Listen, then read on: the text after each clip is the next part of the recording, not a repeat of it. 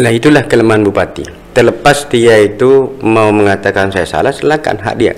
Saya juga punya hak untuk kemudian menyampaikan apa adanya kepada publik. Jadi bupati ini karakternya nggak percaya dengan semuanya.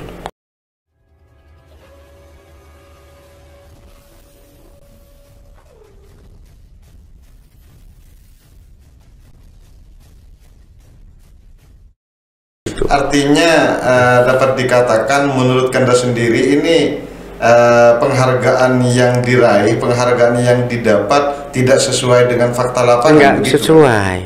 Sekarang ini buat apa? Buat artinya. Kalau buat bupati penting penghargaan itu. Untuk kemudian anggaplah menambah grade, menambah nilai ke publik, keluar ke publik. Tapi sekarang bagi masyarakat, kan bagi birokrasi itu sendiri, apa manfaatnya? Nggak ada. Sekarang kalau kemudian membuat sebuah program hanya sebatas penghargaan tapi tidak dirasakan langsung oleh publik, oleh masyarakat, tapi buat apa? Kan? Karena seorang pemimpin ini adalah tujuannya mensejahterakan masyarakatnya. Kalau perlu enggak baik anem baik addressnya jelas. Jadi seharusnya bupati ini tidak berorientasi di situ, turun ke bawah, tidak hanya sebatas pencitraan saja. Kan begitu kan, turun ke bawah dan betul-betul menata betul di birokrasi, isilah kekosongan itu. Apa sih kendalanya? Kan sekarang saya tanya kembali, kendalanya apa? Kalau dulu sebelum dia menjabat berpikir bahwasanya birokrasi ini hanya dimonopoli oleh 2 orang. Jadi saya sebutkan langsung saja lah, tidak apa-apa dikomplain oleh yang bersangkutan, saya siap bicara. Oleh Pak Toto yang sekarang menjabat Sekda dan Pak Taufik yang sekarang menjabat sebagai Kepala Dinas Bapeda. Dulu berpikirnya Pak, iya, Badan Perencanaan kan, Kepala Badan. Ya, badan ya, bukan Kepala Dinas ya. Jadi tetap ke hadis Mas. Kepala Dinas, iya, Kepala Kadis itu kan. Jadi berpikir hanya di monopoli itu 2 orang itu, karena beliau nggak memahami terkait kondisi di birokrasi di Pamekasan. Dan memang saya akui dan mungkin masyarakat Pamekasan termasuk bupati pada waktu itu nggak memahami kita ini krisis birokrasi. Nah, jadi ada orang eselon cukup tapi tidak punya kemampuan untuk memimpin suatu dinas. Ada yang seperti itu tapi tidak banyak. Tapi saya yakin kalau diberikan kepercayaan, kalau eselonnya cukup, saya yakin pelan tapi pasti akan bisa. Karena semuanya kan tergantung kita memberikan kepercayaan. Nah, ada yang tidak cukup syarat dan tapi punya kemampuan, tapi itu tidak bisa dipastikan. Yang bisa dilakukan oleh pemimpin adalah memberikan kepercayaan. Kan memberikan kepercayaan, saya yakin diberikan tanggung jawab, dia akan berusaha untuk sesuai atau menyesuaikan dengan kemampuan di posisinya yang dia tempati. Kalau melihat dari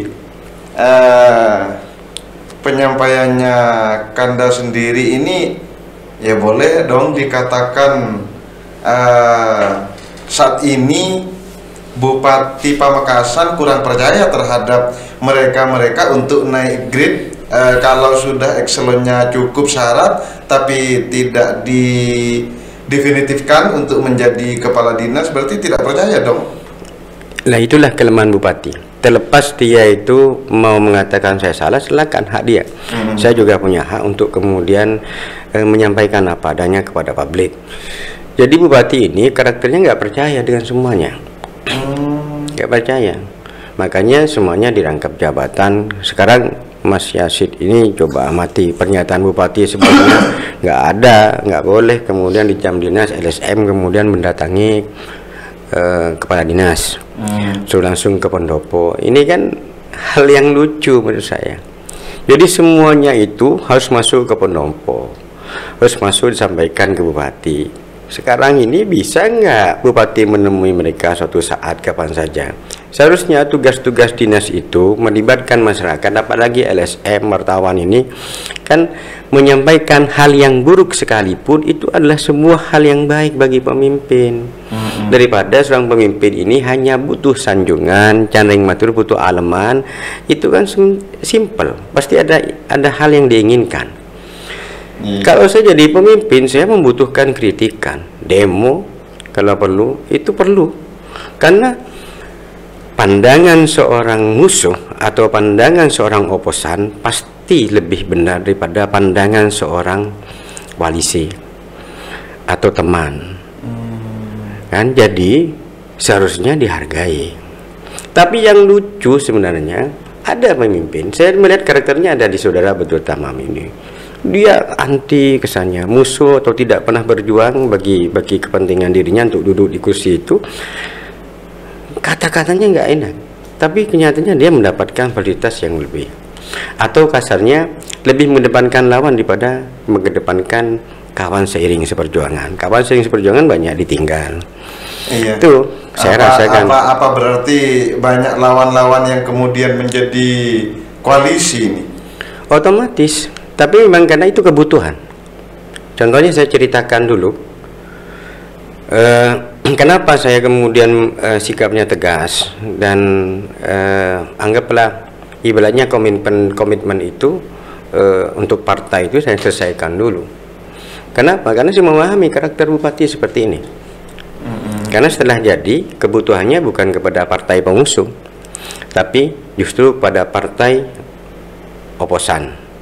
Tapi kalau dari pernyataannya Tempo dulu itu kan menyampaikan bahwa saya tidak, ini kan penyampaian bupati sendiri kan, saya tidak berkoalisi dengan partai lagi melainkan berkoalisi dengan rakyat, kan begitu kan bahasanya. Kan kebutuhannya simpel Mas, kan saya sampaikan kan di awal saya memahami setelah bupati ini terpilih menduduki jabatan sebagai pemimpin, maka kebutuhannya adalah tetap dengan partai pemenang di Pamekasan, dalam tanda kutip adalah P3 dan Demokrat, otomatis itu kan. Dan partai pengusung ini pelan tapi pasti akan ditinggalkan. Ternyata bukan pelan tapi pasti, begitu menduduk dia sudah selesai pelantikan, dia menyampaikan kepada publik tidak ada partai koalisi, yang ada koalisi kerakyatan. Saya bupatinya Pamekasan. Kan gitu, nggak ada. Artinya koalisi itu pendukung utamanya ditinggal, di depak. Kasarnya begitu. Karena apa? Karena kebutuhan setelah itu adalah dengan partai pemenang.